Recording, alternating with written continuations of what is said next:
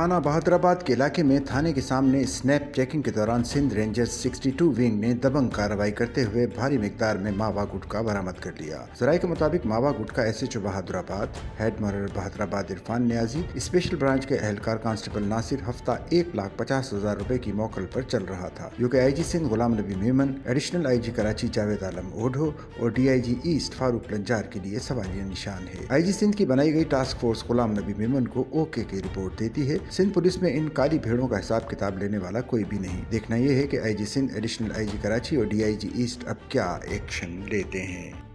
Sachal news network की videos में खुशामदीद। नाजरीन, वीडियो से मुतालिक अपनी कीमती राय का इजहार कमेंट बॉक्स में ज़रूर करें और चैनल को सब्सक्राइब करें।